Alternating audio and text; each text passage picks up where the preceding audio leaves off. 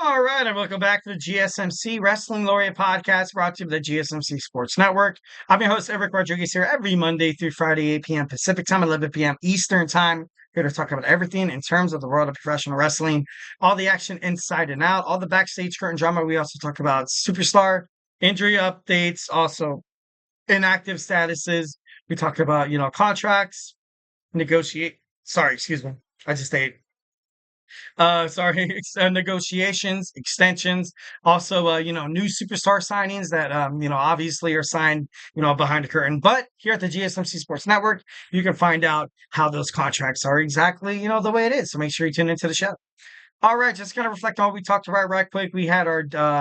We talked about AEW possibly having a brand split between Saturday Night Collision and Wednesday Night Dynamite. And our second segment, we talked about my Thursday Night Wrestling preview, Ring of Honor and TNA. So now, without further ado, we're going to talk about some Kurt Angle being punished by Vince McMahon. And you know what's funny about this is that it's not really a surprise, right? It's not really necessarily like you're surprised that once when Vince McMahon acquires something that was foreign, well, that was once familiar to WWF/WWE, but then became foreign. He made a name for himself, and he also he made a name for TNA. Like there was a point where TNA was drawing so many viewers. They really were. And before this day and age of digital era, without with streaming services, online YouTube showings, back then it was hard.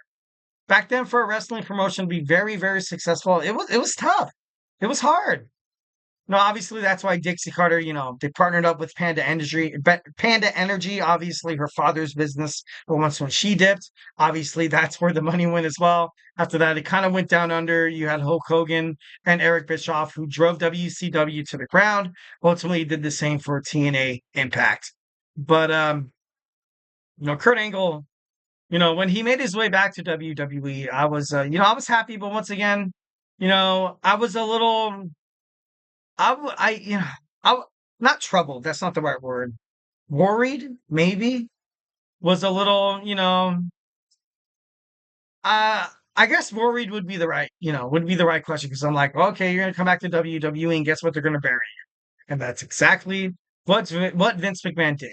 He gave him a job as the general manager of WWE Raw. He went out there. He was doing great. Went out there. Everybody loved him. Everybody loved the "You suck, you suck, you suck, you suck." Dun, dun, you suck. And like it was like a nostalgic feeling that a lot of people like to hear. But then, as Raw general manager, being controlled by Stephanie McMahon, he was he was quote unquote screwing up. He was effing up.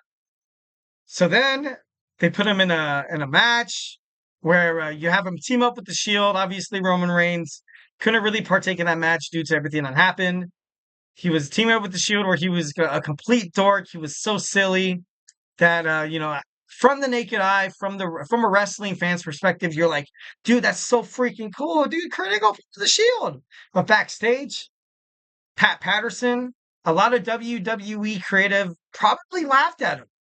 Probably were like, dude, like this guy's a joke. Like, so we're gonna make him into a joke. Like, then you have the general manager, and he couldn't do his job right. According to kayfabe, couldn't do his job right. Stephanie had to step in. Triple H came back during the 5-on-5 Survivor Series match. You saw Triple H pedigree him, and it was just like I don't know, it was ridiculous. It was ridiculous, and it sucked. But obviously, kind of reading this post now that Kurt Angle finally comes out and he's like, "Hey, honestly, I feel like after everything that's happened when I came back from TNA, I kind of felt like I was done dirty." And by all means, I feel like that was 1,010% correct. Just watching it, it was sad. Sometimes it was hard to see. Kurt Angle was often, pushed around a lot. He was often talked down to. He was given a storyline where Jason Jordan was his illegitimate child. That's Vince McMahon stuff, dude. That's not Kurt Angle stuff. If you want to have Vince McMahon have an illegitimate son with, some woman that don't want to get too exclusive into this, but that's Vince McMahon storylines. Not Kurt Angle, not the Olympic gold medalist. And Kurt Angle was kind of forced to kind of like put on a fake smile because he's like, you know what? Let's do it. Like, let's just do it. Like, obviously, if you're a professional wrestler who thinks the injury because of his back, his neck, his shoulder, also his I think he had some internal organs that don't quote me on this, but I think I read a report that some internal organs of his was kind of failing as well. So he's like, you know what? I'm leaving professional wrestling. I'm gonna need something stable. I'm gonna go back to WWE. I'm gonna go back to my home. I want to challenge John Cena. I want to fight some old guys, but obviously the match between John Cena and Kurt Angle was shot down because of Vince McMahon. So then Kurt Angle was ultimately he was made a mockery of when he came back from TNA. And by all means, like, look at what happened with Bobby Lashley when he came back, huh? Like, come on, like let's look at the Evans here. Bobby Roode, Austin Aries, Rhino when he came back for a little bit when he was doing the thing with him and Heath Slater as I got kids. Look at what happened with God, AJ Styles. Before AJ Styles was, signed to WWE, Vince McMahon looked at the person that was like, "Hey, the scout of wrestling." They're like, "Hey, look at what this guy AJ Styles is doing right now on on Impact Wrestling. He's killing it. He's making us seem, kind of seem second tier." And Vince McMahon was like, "Who the hell is AJ Styles? Why should I care?" And that kind of neglect, that kind of ignorance in a manager or a chairman or somebody who's in charge of a wrestling promotion is not good. But once when I was speaking out, once when I was speaking of again, how could you expect anything different once when Vince McMahon did what he did to WCW talents? It took a while for Booker T to kind of come up to, be successful. Booker T, honestly, probably out of all the wrestlers that left WCW, has my most utterly appreciative, utmost respect. He endured all the bull spit, all of it, all the talk downs. That promo with Triple H was like, "Hey, who are you?" Fighting in a shopping mall with Stone Cold Steve Austin, losing to The Rock, like the WCW World Heavyweight Championship, which was very prestigious, which mattered to Booker. They're like, "Hey, you're gonna lose, dude. Sorry." So Booker T obviously was, very special. But like, look at some of the WCW stars who was like, you know what? Like, this isn't worth it. You know what I mean? Like Kevin Nash, once when WCW was gone, he was like, all right, that's cool. I'm out of here. Lex Luger, guess what, dude? Hey, I'm out of here. Hollywood Hulk Hogan, bye.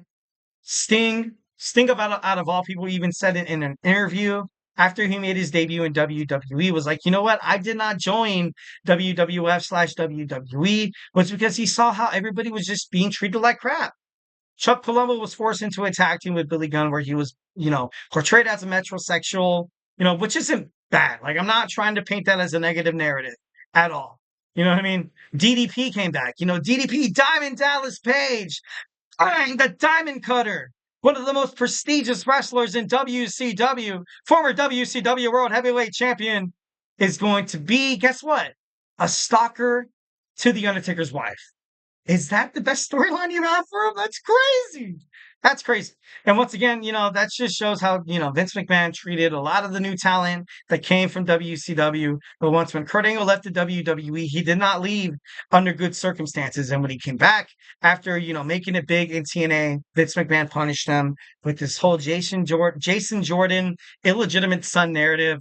You had him being the Raw general manager and purposely kind of set up to fail. His daughter Stephanie had to come in and take control. And once when Kurt Angle still wasn't listening, you had her husband, Triple H Paul Levesque, come in at Survivor Series and pedigree his ass. And it was just, it was embarrassing. It was embarrassing for Kurt Angle. And for Kurt Angle to come out, recently in an interview saying that, you know what, when it came back to WWE, I felt like that was boned, dude. Like, I got boned. And, that's exactly what happened. 1,010%. And as a wrestling fan, when he came out and said that, I was like, poor Kurt. To be honest, dude, I saw it. I saw it, dude. You don't have to tell me. I'm with you, man. Olympic gold medalist, man. I do this podcast every night with a broken freaking neck. I'm just kidding. No, I'm just kidding. That was true. I probably wouldn't be doing the podcast. But, all right, so moving on, we are the fourth segment. We're going to talk about Rhea Ripley reportedly about to sign a new contract with WWE, 5 years. And yeah, we're going to dig into some of the details. Also, we're going to talk about some future storylines, bookings, and what this means for the women's division on Raw or maybe even SmackDown. Hell, maybe even NXT. So, hey, do not go anywhere.